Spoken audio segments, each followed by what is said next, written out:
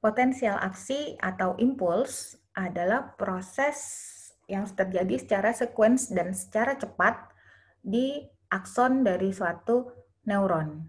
Proses ini menyebabkan potensial membran itu akan berubah menjadi lebih positif, lalu kemudian kembali lagi ke posisi awal pada saat istirahat. Potensial aksi ini memiliki threshold. Potensial aksi hanya akan terjadi ketika depolarisasi dari potensial berjenjang itu mencapai level tertentu, ya, yang disebut threshold. Nah, untuk neuron, threshold-nya atau ambang batasnya adalah minus 55 milivolt. Pembentukan dari potensial aksi tergantung apakah stimulus tersebut dapat membawa potensial membran menuju ke arah threshold.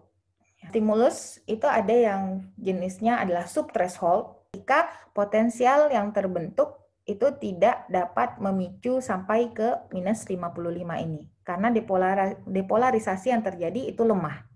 Kemudian ada stimulus threshold ketika dapat memicu potensial aksi dan dapat mendepolarisasi membran syaraf. Nah, sehingga akan muncul potensial aksi. Lalu ada beberapa potensial aksi yang dia adalah stimulus supra-threshold. Cukup kuat untuk mendepolarisasi membran di atas dari threshold. Lihat di sini, jika stimulus itu datang tidak cukup kuat, maka tidak akan muncul potensial aksi. Jika sudah mencapai ambang, maka muncul potensial aksi.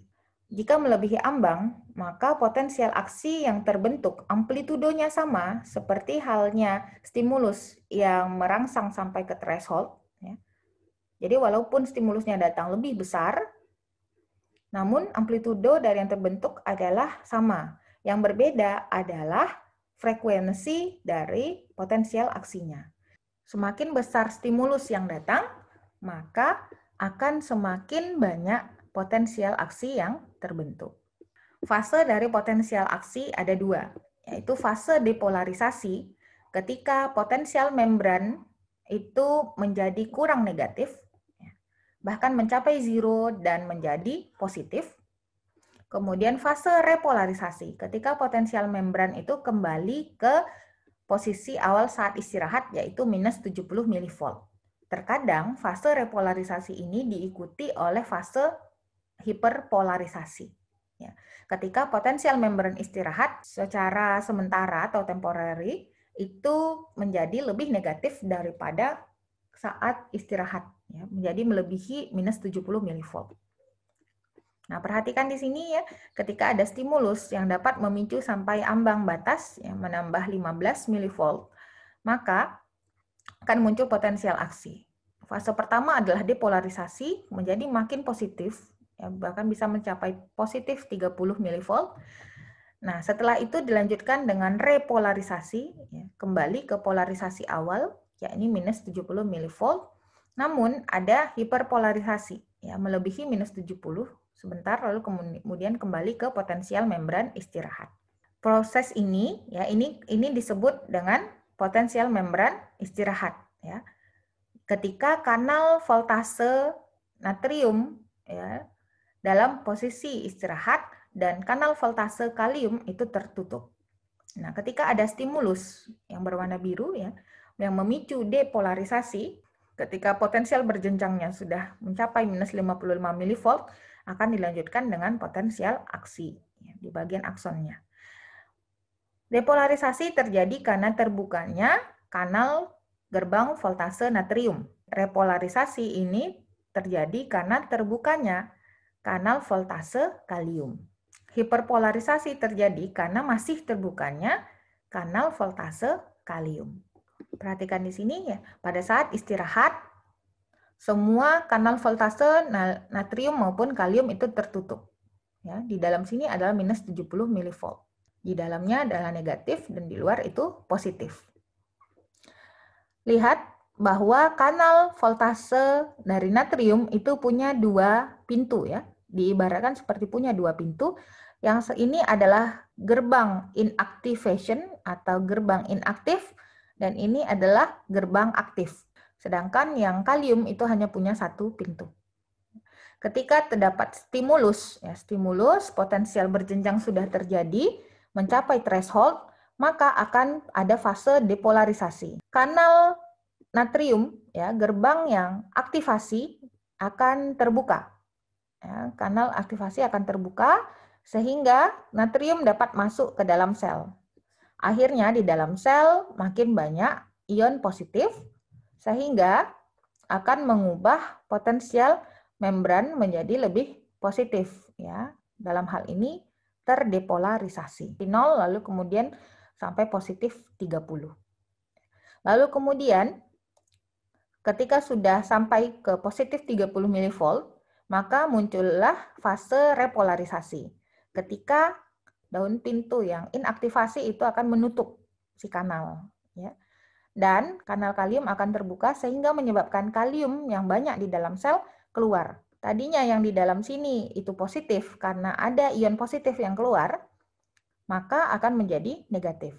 Selanjutnya, keluarnya ion kalium ini, kanal natrium itu yang tadinya pintu, ya, atau gerbang inaktivasi itu menutup, ya, tadinya menutup, ini membuka, sedangkan yang posisi dari gerbang aktivasi itu menutup. Jadi ini membuka menutupnya bergantian. Setelah itu kembali ke posisi awal, yaitu pada saat istirahat.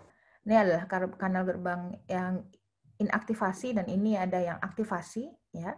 Ketika istirahat maka ini menutup semua. Ini kanal gerbang voltase, ya.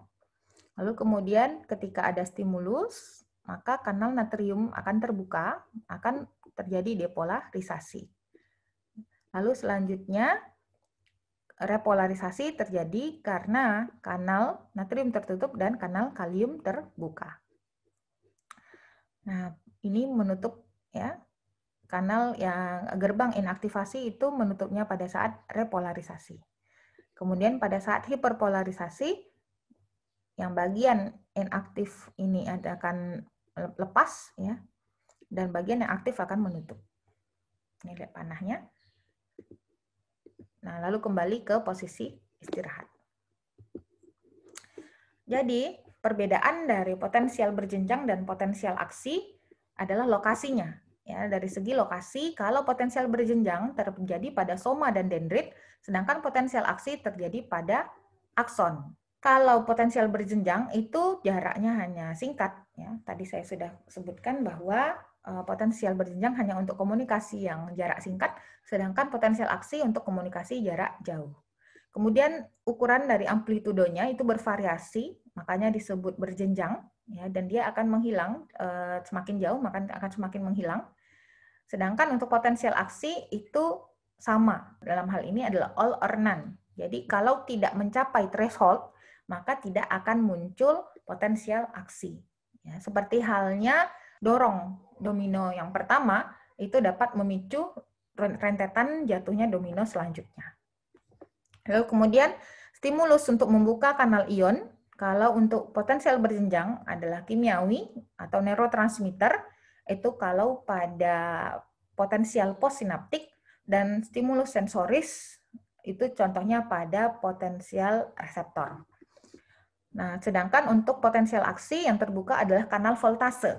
Nah, untuk feedback positifnya, ini tidak ada feedback positif, tapi pada potensial aksi ada feedback positif. Maksudnya, ketika sudah ada satu kanal yang terbuka, ya, maka akan menyebabkan terpicunya, terbukanya kanal-kanal lainnya. Kemudian pada fase repolarisasi tidak tergantung pada voltase, dia hanya akan terrepolarisasi potensial berjenjang itu kalau stimulusnya hilang.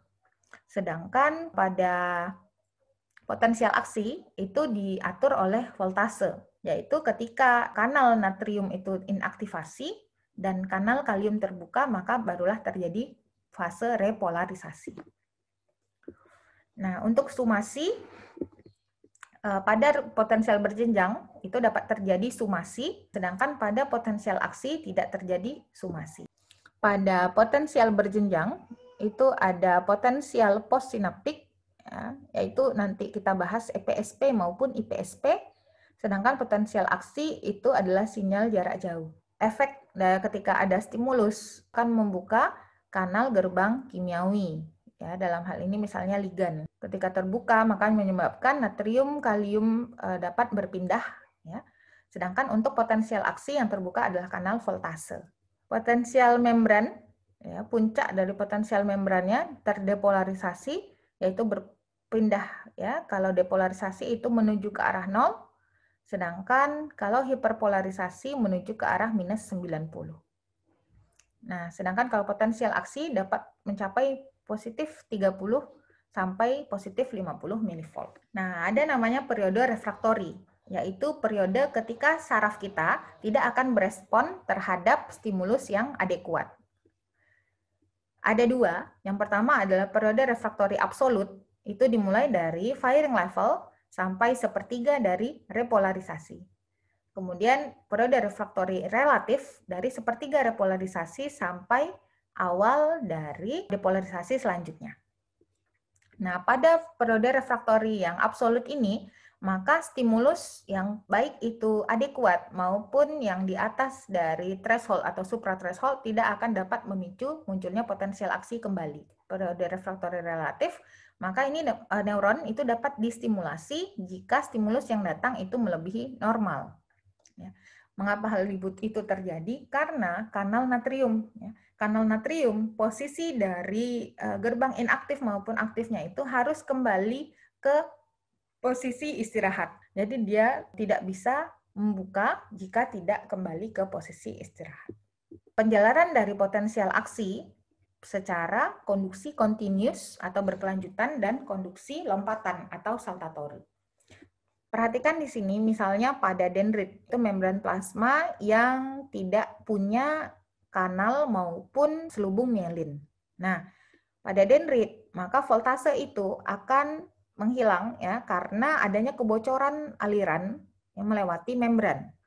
Potensial berjenjang itu tidak bisa berjalan dalam jarak jauh ya. Karena dendrit tidak sesuai untuk perjalanan aliran listrik jarak jauh. Selanjutnya, ini ketika ada akson yang tidak bermielin, itu banyak kanal gerbang voltase. Ya. Kanal gerbang voltase yang akan membuka karena adanya perubahan kelistrikan di membran syaraf. Kanal gerbang voltase ini membuka seiring dengan berjalannya aliran listrik. Nah, konduksi ini lambat karena butuh waktu untuk si ion dan si gerbang ini untuk terbuka. Sehingga konduksi yang berkelanjutan tanpa adanya selubung mielin itu berjalan dengan lambat. Perhatikan pada akson yang bermielin, ini terjadi konduksi secara cepat. Seperti halnya seakan-akan terjadi lompatan antara satu nodus Renvier ke nodus Renvier lainnya. Ini disebut konduksi saltatori. Nah, selubung mielin akan menjaga aliran dari akson, sehingga aliran tersebut tidak bocor keluar dari membran. Ya, jadi sebagai insulator. Perhatikan di sini bahwa di bagian nodus Renvier lah yang terdapat kanal ion. Jadi aliran listrik itu dapat berjalan lebih cepat karena tidak perlu ada banyak pembukaan dari kanal ion di sepanjang dari membran neuron, hanya pada tempat-tempat tertentu saja ya yang terbuka kanal ionnya, dan aliran listrik tetap terjaga karena ada selubung mielin. Dan ini juga lebih hemat energi karena tidak perlu banyak ATP untuk membuka banyak kanal ion. Jadi faktor-faktor yang mempengaruhi kecepatan konduksi dari potensial aksi yang pertama adalah banyaknya jumlah mielinisasi. Semakin tebal mielinnya, semakin banyak selubung-selubungnya, maka akan semakin cepat konduksinya. Yang kedua adalah diameter dari akson. Semakin lebar aksonnya, maka akan semakin cepat propagasi impulsnya, karena makin luas permukaan dari akson tersebut.